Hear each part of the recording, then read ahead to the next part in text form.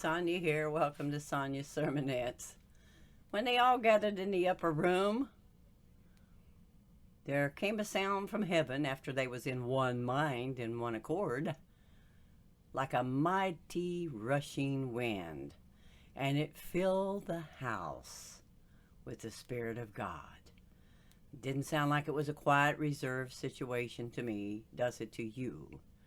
Now, years ago, when I was about 19 years old, I was really having some problems, and I just didn't know what was going on in my life, and I just asked God, if you'll make a way for me to go to church, and I felt that I needed to be there, I'll give my life to you. Well, lo and behold, just a day or so afterwards, my dad came to me, and he said this, would you like to go to church with me? He says, I hear they're having a revival at the Pentecostal church. And he said, what I like is I really like their music. They have really great music. Would you like to go with me? And I took that as my sign to go and have my opportunity to give my life to God. Now, when we walked in, do you think it was quiet, reserved? Man, they had the best musicians. Organ, piano, drums, bass. And they were really playing beautiful worship music. It was stirring my soul. And in the end, after the evangelist had made the altar call, I went up and I gave my life to God. What brought me to that meeting was my plea to God and my dad loving good, sound music. Otherwise, I wouldn't have made it. I don't believe I would have made it.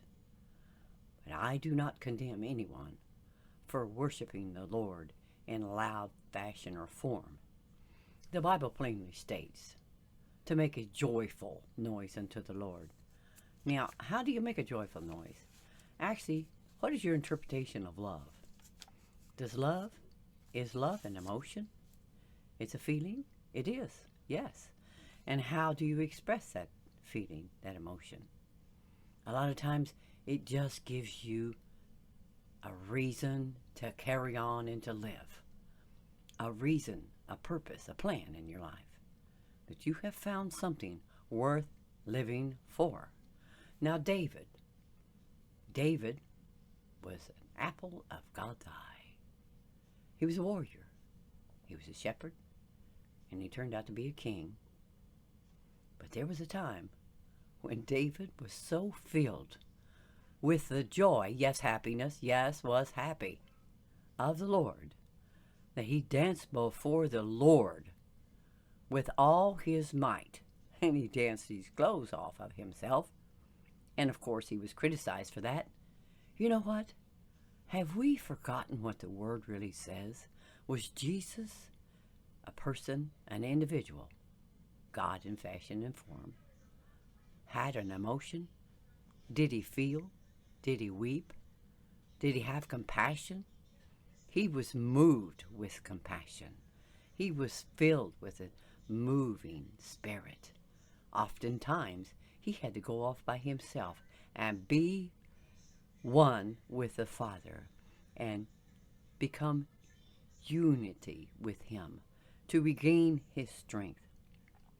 On the level that a lot of people are trying to convince others that we should mellow out and settle down and get quiet and be reserved and not have any happiness. For heaven's sake, let's not get a little loud. Let's not dance. Let's not shout and leap for joy. One place in the Word it tells us, if they cast your name out as evil, leap for joy. Make a joyful noise unto the Lord. Now, what are you going to do with that passage of Scripture? You see, we've got some that just want to criticize this generation for the type of worship we have. Much rather see that than all the violence in the street, than all the crime, all the anger, all the hatred. I would rather to be in a place of an established where the joy of the Lord filled the house, and they were worshiping God with all their heart and soul. You want to have a dead service, you go ahead and have a dead service. You want it to be quiet, you go ahead and have it quiet. But as for me, I refuse to conform and say, you know what? We've got to settle ourselves down. We need to rise up. We need to take a hold of the horns of the altar and really believe God. My goodness, weeping may endure for the night, but what comes in the morning? Joy. Joy unspeakable and full of glory. Friend, worship the Lord with all your heart and all your might. Do not conform to all this that you're hearing about how you need to get control of yourself and settle down. We need to just worship God. Let the enemy know you're not defeating us. We're going to shout for joy. We're going to dance before the Lord with all our might.